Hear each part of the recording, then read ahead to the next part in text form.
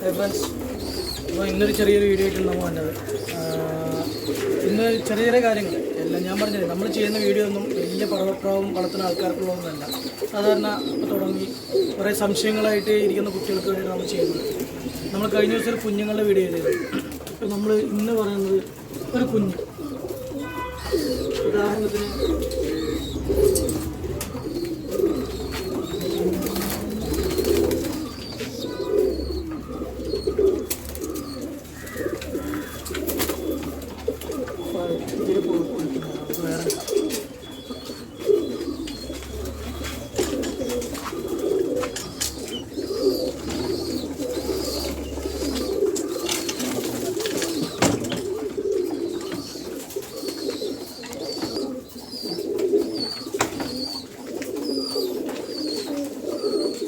ഇതിപ്പോൾ നമ്മൾ കഴിഞ്ഞ ദിവസം പറപ്പിച്ചിരുന്നൊരു കുഞ്ഞാണ്. അപ്പോൾ നമ്മൾ ഒരു കുഞ്ഞിനെന്ന് പറഞ്ഞാൽ കണ്ടിന്യൂസ് ചിലപ്പോൾ പറപ്പിക്കാൻ നമുക്ക് കഴിയില്ല. പൊഴിച്ചിലും കാര്യങ്ങളൊക്കെ വന്ന് പെട്ടെന്ന് മോൾഡിങ്ങിലേക്ക് വരും. അപ്പോൾ അതിന് മുന്നേ നമ്മൾ നോക്കേണ്ടത് പറഞ്ഞാൽ പ്രാവുകളുടെ ചിറകാണ്. 20 ചിറകാണ്. 2, 4, 6, 8, 10, 11, 16. ഇതാണ് പ്രാവുകളുടെ തൂവല്. അതായത് മെയിൻ പറക്കാനുള്ളൊരു 10 തൂവലാണ്. 1, 2, 3, 4, 5, 6, 7, 8, 9, 10. ഇതിൽ 9 ഉണ്ടാവുള്ളൂ. കാരണം കുഞ്ഞ് 1-ാം കല്ലിൽ വലിയ തെറിച്ചിട്ടുണ്ട് പ്രാവിൻ്റെ.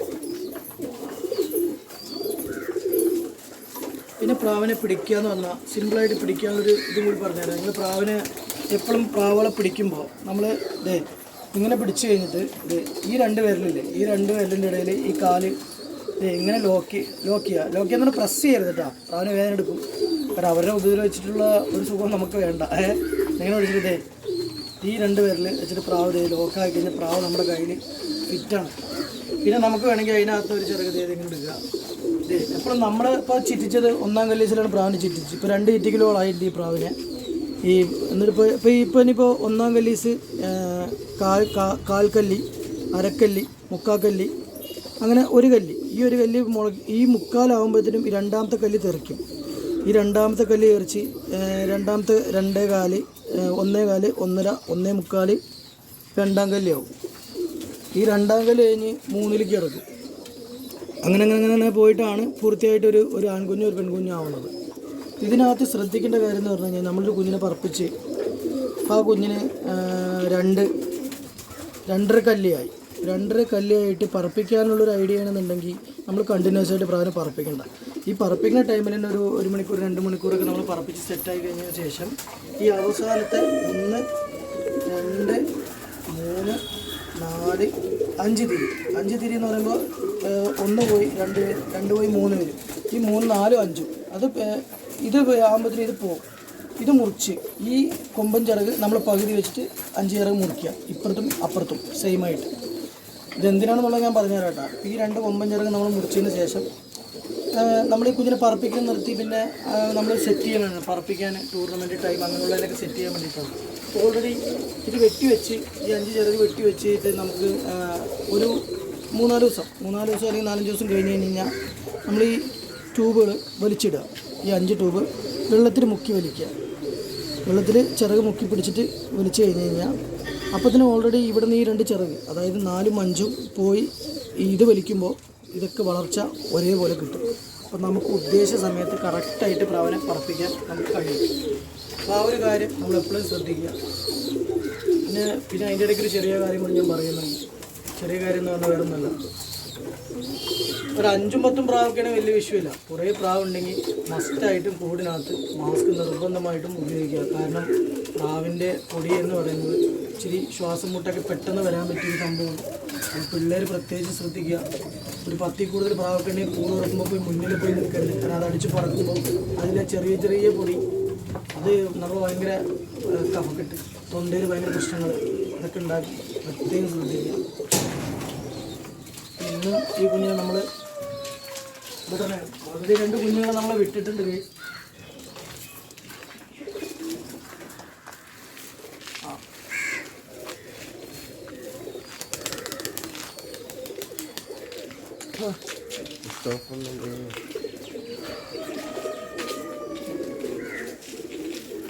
മൂന്നാമത്തെ പറയുന്നു.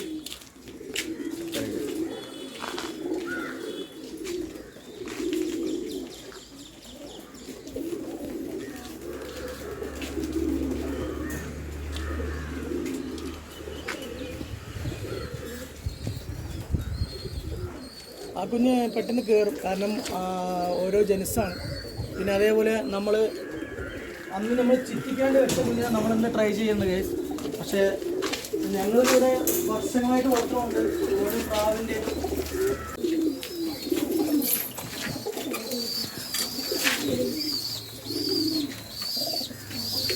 സുഹൃത്തുക്കൾ, അതൊക്കെ നമ്മൾ ഇപ്രാവശ്യം പറപ്പിച്ച പ്രാവുകളാണ്.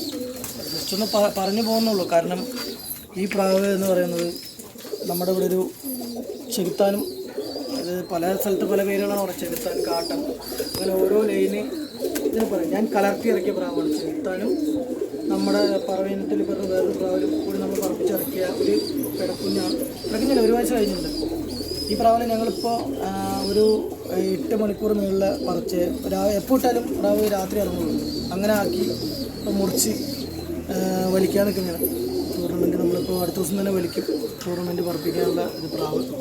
ഈ പ്രാവ് എന്ന് പറഞ്ഞു കഴിഞ്ഞാൽ ഫസ്റ്റ്, അതായത് നമ്മൾ ഈ പ്രാവിനെ ആദ്യം പറപ്പിക്കുമ്പോൾ പ്രാവ് ലൈൻ കമ്പി, ഓല, അതായത് ഒരു 2 റൗണ്ട് അടിക്കൽ പോലും ആൾക്ക് സാധ്യത വരുന്നില്ല. മരത്തിൻ്റെ ഇടയിൽ കൂടെയൊക്കെ ഭയങ്കര, എൻ്റെ വീടിൻ്റെ താഴത്തു കൂടെയാണ് ഈ പ്രാവ് പറഞ്ഞിരുന്നത്.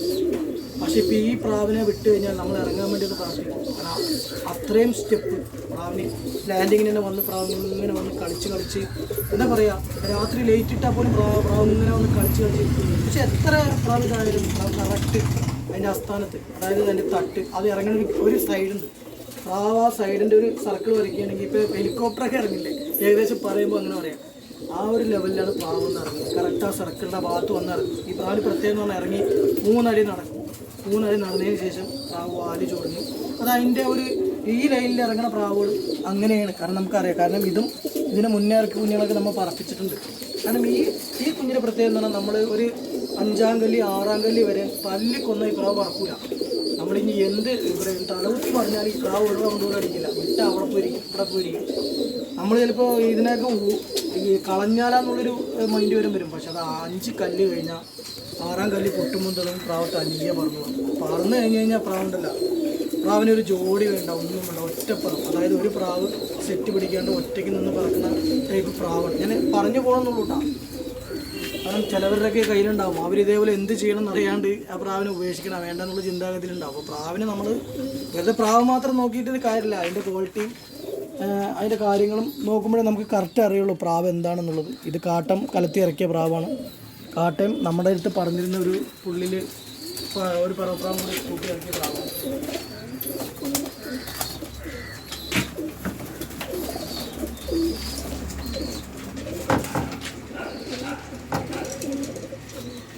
ഇതാണ് ഗൈസ് ഞാൻ പറഞ്ഞ പ്രാവ്.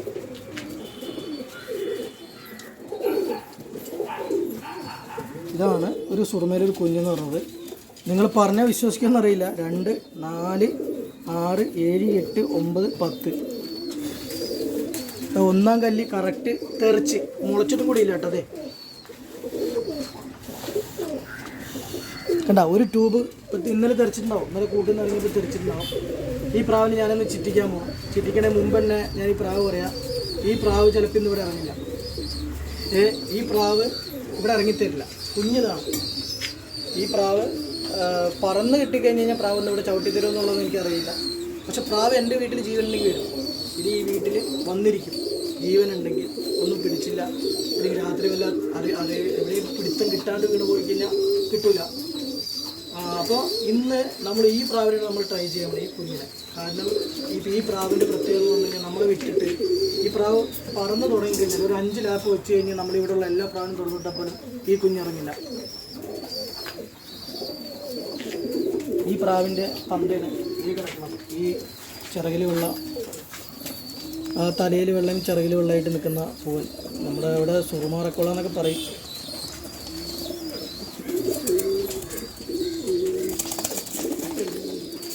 ഇതിൻ്റെ അമ്മയാണ് ഇവിടെ കിടക്കുന്ന ഫീമെയിൽ. ഇതാണ് അതിൻ്റെ അമ്മ, ഇതാണ് അതിൻ്റെ മോൻ. നമ്മളൊരു കുഞ്ഞിനെ ഇറക്കാറുള്ളൂ. അപ്പോൾ ഇന്ന് നമ്മൾ ഈ കുഞ്ഞിനെ നമ്മൾ പറപ്പിക്കാൻ പോകുന്നത്. കാരണം വേറെ വഴിയില്ല. പറപ്പിച്ച് ഒരു 4-5 പറവ കൊടുത്തു കഴിഞ്ഞാൽ പിന്നെ നമ്മൾ പ്രാവശ്യത്തെ ഞാൻ പറഞ്ഞു അതിന് മുന്നേ നമ്മൾ ഹവായി കൂട്ടിൽ ഒന്നിച്ചിടില്ല, ജസ്റ്റ് അതിന് പോകാൻ വേണ്ടിയാണ്. കാരണം കൂട്ടിൽ കയറി ഇട്ടെടുക്കണമല്ല.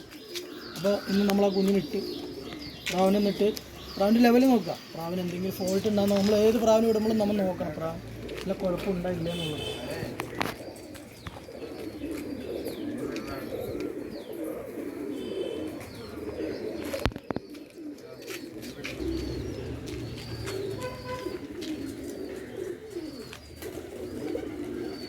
ഈ കുഞ്ഞിനെ നമ്മൾ വിടണുണ്ട് കേസ്. ഇതാണ് കുഞ്ഞ്, 1-ാം കല്ല്. ഇപ്പോൾ ചിലവർ ചോദിച്ചു എത്രാം കല്ലിലൊക്കെ പറപ്പിക്കണം, അതൊരു പ്രാവ് അനുസരിച്ചിട്ടാണ്. അത് ഞാൻ ആദ്യമേ പറഞ്ഞിട്ടില്ല. നമ്മൾ ആ കുഞ്ഞിനെ വിടണേ.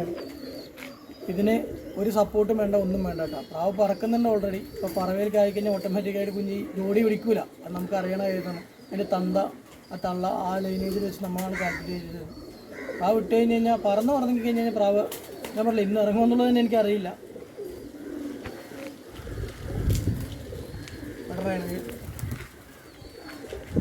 ഓടിക്കണ്ട കേട്ടോ.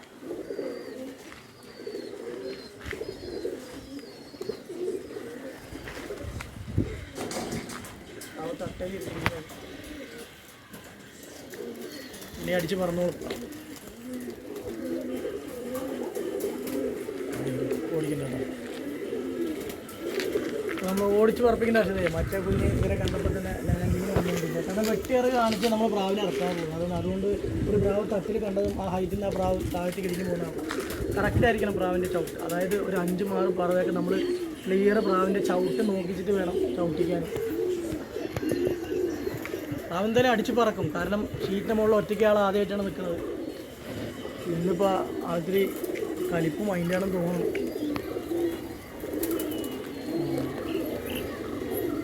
ഓട്ടം വലിയ സുഖമില്ല. പോയി കയറും പറക്കും.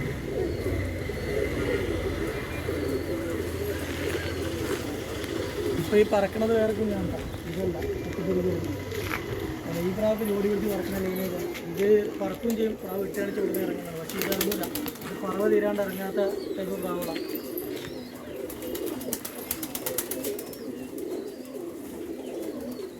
അതിപ്പോൾ എന്തായാലും അവിടെ നിൽക്കട്ടെ. എന്തായാലും അടിച്ച് പറക്കുമ്പോൾ അതിനെ പറയാം. പിന്നെ ഈ മെസ്സേജിൽ കുഞ്ഞുങ്ങൾ ചോദിച്ചായിരുന്നു.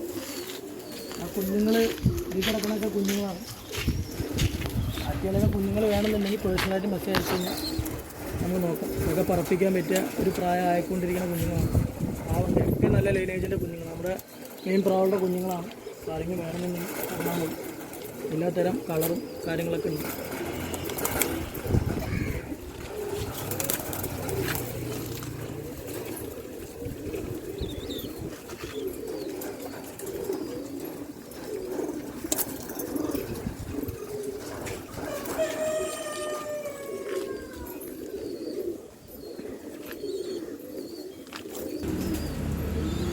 ഒരു പയ്യൻ എൻ്റെ ഒരു പ്രാവ് പോയി എന്ന് പറഞ്ഞു മെസ്സേജ് അയച്ചിട്ടുണ്ടായിരുന്നു. ഞാനതിന് മെസ്സേജ് ഇതൊന്നും കൊടുക്കില്ല. അപ്പം ഞാൻ പറയണത് പ്രാവുകൾ പോവും. പക്ഷേ നല്ല പ്രാവാണെന്നുണ്ടെങ്കിൽ ഈ പ്രാവ് എങ്ങനെയെങ്കിലൊക്കെ വീട്ടിൽ തിരിച്ചു വരും. കാരണം ചില പ്രാവുകൾ ചില കുഞ്ഞുങ്ങൾ പറന്നു പോകുമ്പോൾ തന്നെ പോയിട്ട് മിസ്സായി പോയിട്ട് തിരിച്ചു വരും. അതങ്ങനെ ചില പ്രാവുകളുടെ ചില കുഞ്ഞുങ്ങൾ വിട്ട് കഴിഞ്ഞ് കഴിഞ്ഞാൽ ഒരു 3-4 പറവ വരെ മര്യാദയ്ക്ക് നമ്മുടെ അവിടെ പറന്നിറങ്ങും. 5-ാമത്തെ പറവയ്ക്കൊക്കെ പ്രാവ് പറന്ന് ഫോമായൊരു പ്രാവിനെ നമുക്ക് ശരിക്കും ഇളക്കാൻ പറ്റും. പിന്നെയെന്ന് പറഞ്ഞാൽ നമുക്ക് കണ്ടിന്യൂസ് ഇറക്കുന്ന ബ്രീഡിൻ്റെ കുഞ്ഞിൽ നമുക്കറിയാം. ഇപ്പോൾ ഇതിനകത്ത് കിടക്കുന്ന ജൊക്കൊക്കെ ഇപ്പോൾ ഈ ജൊക്കിലതിനകത്ത് നമ്മൾ സ്ഥിരം ഇറക്കണതുകൊണ്ട് അതിൻ്റെ ക്യാരക്ടർ നമുക്കറിയാൻ പറ്റും. അത് ഇതേപോലെ തന്നെയാണ് സ്റ്റാർട്ടിങ്ങില്ലാത്ത പ്രാവാണ്. നമ്മൾ സ്റ്റാർട്ടിങ് കഴിഞ്ഞ് പറപ്പിച്ച് കഴിഞ്ഞ് കഴിഞ്ഞാൽ പിന്നെ കണ്ടിന്യൂസ് പറവയിലേക്കായി വരുന്ന പ്രാവാണ്.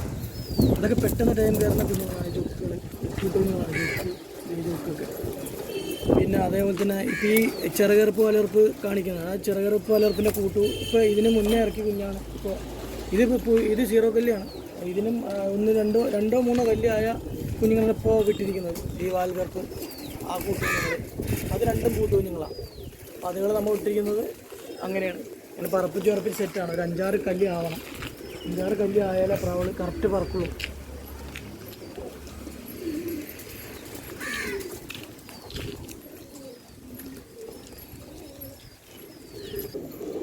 അപ്പോൾ ഇത്രയൊക്കെ ഉള്ളൂ. ഇപ്പോൾ എന്തെങ്കിലും സംശയങ്ങളുണ്ടെങ്കിൽ ചോദിക്കാം, നമുക്കറിയാവുന്നതാണെങ്കിൽ നമ്മൾ പറഞ്ഞത്. അപ്പോൾ ഇത് വലിച്ച് നീട്ടുള്ള അവസാനിപ്പിക്കുകയാണ് കേസ്. അപ്പോൾ അടുത്ത രീതിയിൽ കാണാം.